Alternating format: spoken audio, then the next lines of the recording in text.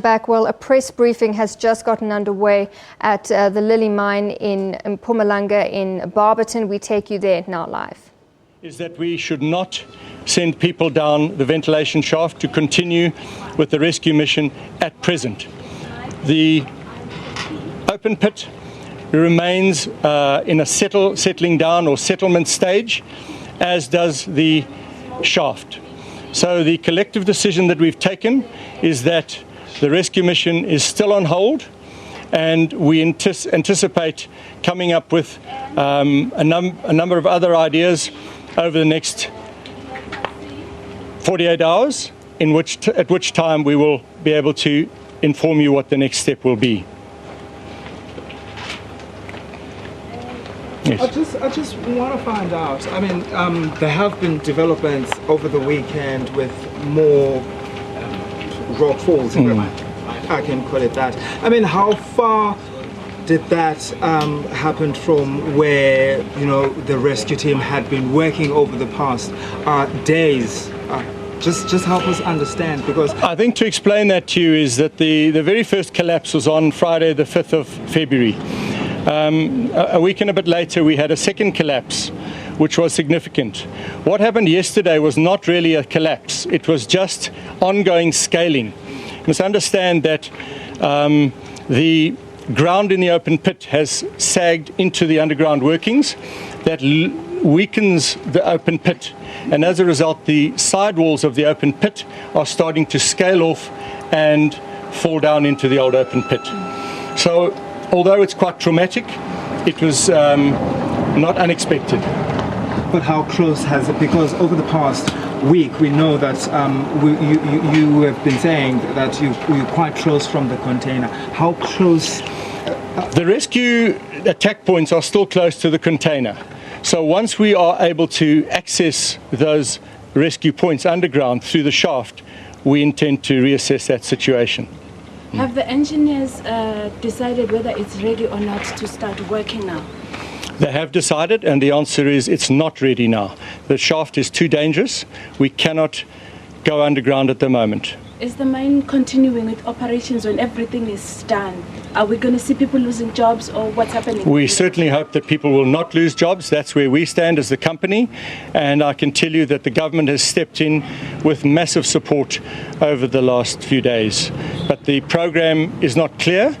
We're busy planning that with the various government departments. Are the other companies coming in to help you guys? We've had extensive help from other companies, both international and local. We have a lot of local expertise, and we've had a lot of assistance from them. So at the moment it's difficult to ascertain when the rescue mission will resume. Should we still call it a rescue mission? Until it's not called a rescue mission, it is still a rescue mission. And the situation is that because we cannot get underground to assess the safety involved in getting underground, we aren't able to make a comment on when and how we are going to go forward. Last week, 3 days in succession, you have been told about sounds that have been detected. Can you confirm if these were real human sounds or it was echoing when you were tapping? It was not human sounds, it was only a tapping sound. The directional listening device that MRS, Mine Rescue Services, brought in, which is amongst the most sophisticated in the world, they were the people that saved the trapped miners in Chile, listened, and we could communicate with the trapped workers many days ago by a tapping mechanism. Thank you. But you guys, are you still hoping that you might find the trapped mine workers? Absolutely. Still alive? Well, I mean, the chances of finding them alive are diminishing by the day. I think it's common sense that that's the case. But we haven't given up until we understand what the next steps are in terms of the rescue mission and the safety of the shaft. And the issue of compensation? I think the issue of compensation is still a subject of discussion, and we will announce that in due course. Okay, the minister now.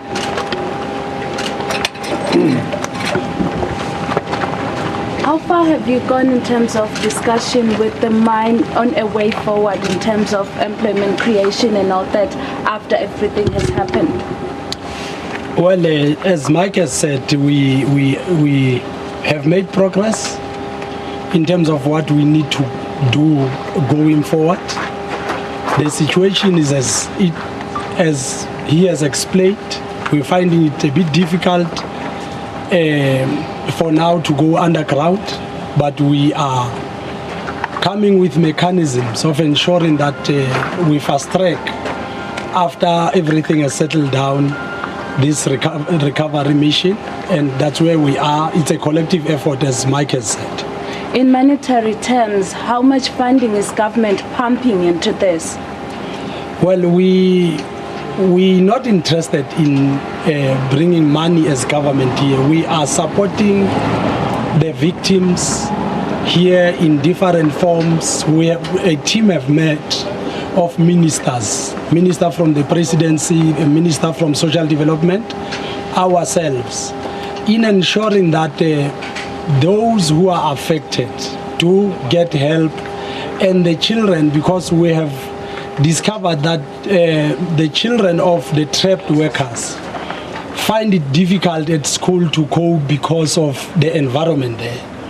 We are sending a team that will be able to go to the school and engage them and make them aware about the importance of sticking together and saying the right things, so that the environment of learning for these kids is conducive. We are not only doing that, we are extending that to the community, ensuring that they understand the magnitude of what we are facing here and become supportive to the victims, so that they are able to settle with time, with the support of everybody around them.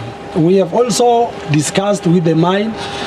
There have been movement, as you will know that most of the families are inside here. There have been movement because of the situation inside here, and the mine is handling that with care and giving the support to those that are in here to ensure that the process is not cumbersome. They have a little bit of cushion. Okay, is there any point in time where this will be declared as a national disaster, just like AMCU had requested for funding for resources to be allocated to this disaster? The president is very worried about the situation. The team of ministers you see here is because president has said to all of us, go and deal with the matter. We believe that all the government departments that are needed to deal with the situation here are already here, and some will trickle in and ensure that we deal with this situation in terms of what the situation will require from government. We are here to ensure that to happen. Minister, can you elaborate further on the type of support that the families are getting? You did speak about the children, but the families who have been stationed here for days, what kind of support are we seeing for them? As we are talking, the other ministers are with the family. I'm going back there. We have come up with all the information about them, how the situation has affected them in terms of who was a breadwinner and so forth. And we are taking from that information that we are getting, what will they need, and we are supporting them according to what they will need, and that will extend to issues of ensuring that we ensure that the experts in dealing with the trauma that these workers faced and the family are here with them. Your social workers will also be here, your SASA will also be here to ensure that we give that support that is needed. As we speak, that information is people are busy gathering that information to ensure that we react properly in terms of people's needs. Minister, there is a view out there that people are saying your department is not being proactive enough to avoid accidents in mines, which are going to be a common thing around the country. What do you say about that, please? I've said earlier on that we're not happy about the incident that we see happening. I did indicate that I will be attending a funeral yesterday in Limpopo of a mine worker, and I did say that after these incidents we'll have a meeting with all the CEOs of the industry and ensure that we map a way forward on what we see when we come to issues of health and safety. But having said that, I think we must begin to realize that what is happening in this mine, Lily Mine, is something that nobody anticipated. And we have to give enough support and ensure that we focus in ensuring that we rescue or find the bodies that are still trapped under the ground. And after that, I've said we have already instituted an investigating team as to the cause of the whole incident and will react properly.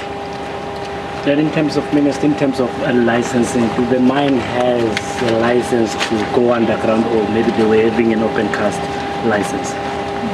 Well, let me tell you that the mine, to our knowledge, up to so far, had all the requirements for them to go up to the shaft number 12. We are aware they were even moving to shaft number 13, that they had a permission to do. And still saying that, I must indicate that despite this tragedy, the mine has been supportive in terms of ensuring that the objective is not lost. The mine, as you will know, is closed. Before we even instituted Section 54, we could agree with them that let's close this mine. Is not safe for everybody, and the mine will only be opened when all the requirements have been met. That indicates the responsibility on the side of the department and the willingness on the side of the mine to ensure that lives are being protected. That is why we are here with the mine and saying, before we can even send people further down, let's ensure that it is safe enough for them also to go down and rescue the trapped 3 mine workers underground. We are sure that beyond this incident, we will continue to work with the captains of the industry and impress upon everybody that the issue of safety is a priority of government.